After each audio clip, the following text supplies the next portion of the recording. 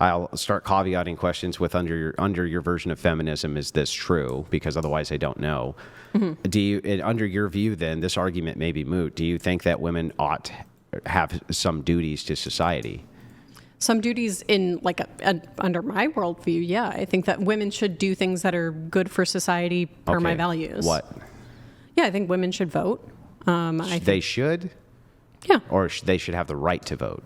Well, I think both things can be true. Sure. Yeah, I'm just asking, should they actually go vote? Do you think they should go do that? Yeah, I think that women, oh my God. Like, do they have a duty to do that? That noise is so loud. Do they have a duty to that? Would I prefer them to? Yeah. I would prefer them to go vote. So they have a duty to vote. Should there be any consequences if they don't vote? No. Mm-mm. Okay, so there's no enforcement of any duty there. No legal consequence, no. Okay, so then I guess what duty should women have where there's an enforcement behind it? Like, you don't do this duty, there's a consequence. Yeah, the same types of ones that men have. So if you have a child and you don't take care of it, you leave it malnourished, I think that you have a legal duty to do that. You should be punished in the same way that a man should be. Okay. So that's one example.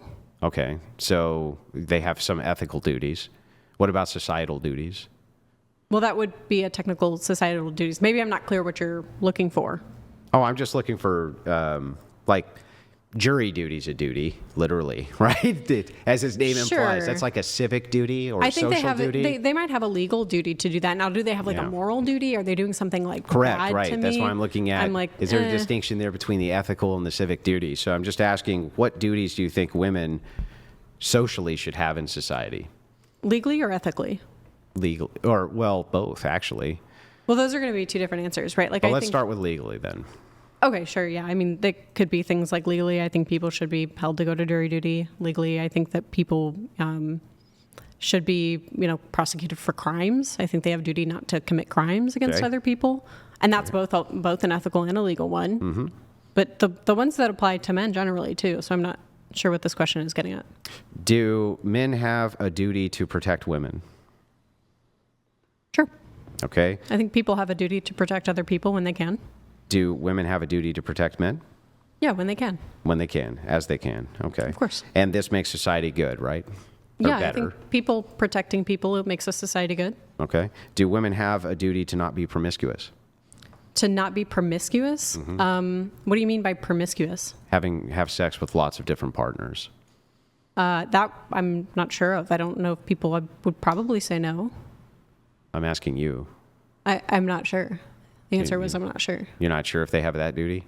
Yeah, I'm not sure if they have a duty to society to not, sleep with multiple partners. Do they have a duty not to do sex work? That one would hinge on some empirical facts, like maybe if it caused like a lot of negative outcomes or something like that, and maybe like the benefits didn't override those negative outcomes. That might be one reason why I would say like, okay, well, they do have a duty not to do sex work. Do they have a duty to stay with their husband even against their own happiness for the sake of their children? I would probably say no in a lot of cases. Why not? Because I think that infringes on people pretty severely when you're in a scenario like that. There could be some negative outcomes for kids. Once again, that would be an empirical claim. That like the answer to that would hinge on some empirical facts. So if I were to give you empirical facts, and of course, during this little 2-hour debate, it's going to be impossible for you to go through any empirical data I would give you in a very wide overview, right? But if you were given facts then that if women did stay with their husbands, even if they maybe fell out of love with them, they didn't really like him that much anymore, right? Or they really just didn't want to participate in the marriage, but they had children with him, right? And we saw the outcomes for children were way better if they stayed, even if it was at the expense of their happiness. Would you then advise women to stay? That depends on how much of a toll on their happiness it would take. I think falling out of love with someone... Let's say it takes a big toll on their happiness. I'm not sure that that's something I can give you an answer to, whether or not they have some ethical duty to do. That is probably going to be a case-by-case thing. I would have to look at, okay, well, how miserable is this person staying with this person, and how much of a benefit is it going to give their kids? And do they have access to the knowledge of how much benefit it'll give their kids to stay? So you don't know if they I think in the general cases, they don't have an obligation to say, because I think the type of things that lead to divorce are pretty severe. And in a lot of It's cases, usually irreconcilable differences, not severe. I'm sorry? Like, I don't think it's severe usually, actually. I think the things that lead to divorce or irreconcilable differences are not abuse. And it's not even money usually. It's just falling out of love. Or they just don't like this person, or I don't like their habits anymore, or things like this. But Well, I'm not sure. I'm not sure falling out of love is always reconcilable. In fact, that sounds kind of you're not miserable asking to try to force yourself to love You're someone. not asking it to reconcile and fall back in love, but whether or not they have a duty to stay with their husband for their children, for the sake of their children, because their children get far more desirable outcomes if they do. Right, but I think that there's probably something like empirically there, like there's probably a lot of distress that it causes somebody to stay with somebody that they don't love and to not pursue somebody that they would in fact love. I agree. It causes them distress. That's Right. what duty does, right? Yeah, Sometimes so you have I'm duties just to making things an which cause you estimate. distress. Yeah. I'm just making an estimate that no, they probably wouldn't have an obligation to do that. Now, you've dove into the stats then, so that you know probably that when it comes to abuse of children inside of the home of single mothers, are you aware of where that usually comes from? Where the abuse from single mothers comes from? For the children. Sorry, For I'm not sure what the question children is. in single mother homes, the abuse rates that happen to them, do you know where that usually comes from? You might just have to give the answer. I'm not sure what you're Okay, asking. so here, easy. Kid gets abused inside single mom home. Who usually abuses them? I would assume the parent or other siblings. No, it's usually, see, in these cases, it's most often step parents in single mother homes. Okay. Right? Puts them far more prone for abuse and for all sorts of different things. Now, this isn't to say that step parents are bad, because they're not, right? There's tons of great step parents out there. Nobody's making that claim. Only that if you are with your biological partner, right, or the parent, the biological parent of the children, that the rates of abuse drastically decrease inside those homes for those children. Period. Even if the parents stay and they're out of love with each other, they don't even really like each other. You see this often in religious marriages, religious institutions, where they'll stay on behalf of the children. The children's outcomes are generally speaking far and away better. Really? Yeah. So the problem there is I think there would probably be a data collection problem there.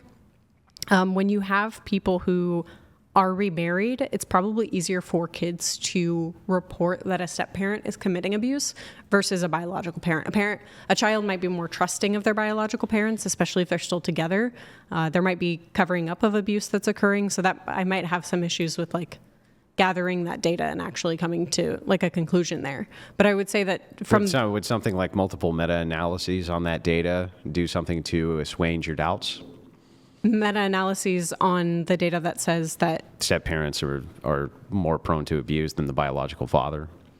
sure, I mean that's fine, but there once again I would need to see that data. I'd have to go through it, see what kind of methodological problems exist there, because I would suspect that the abuse would go a lot less reported, because that's something that you can't account for. If a kid's not going to report it, a kid's not going to report it.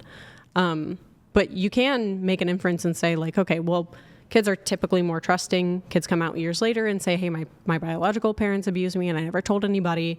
And sometimes they don't even tell teachers. Well, I mean, a lot of these studies they're going over multiple decades, right? And so is the meta-analysis. Sure, going that over doesn't get rid multiple of the decades, problem.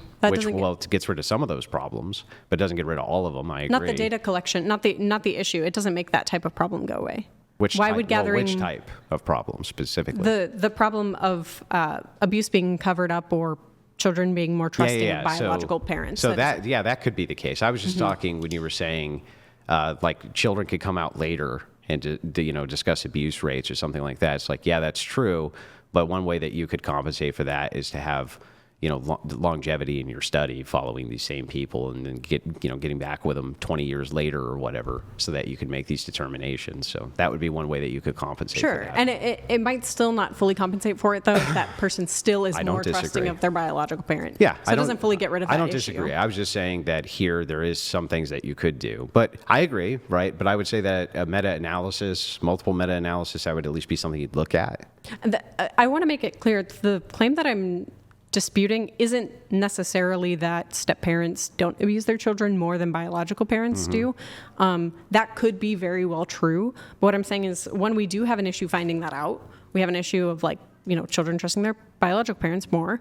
But we also have the issue of like sorry, I lost my train of thought. I'm really thirsty.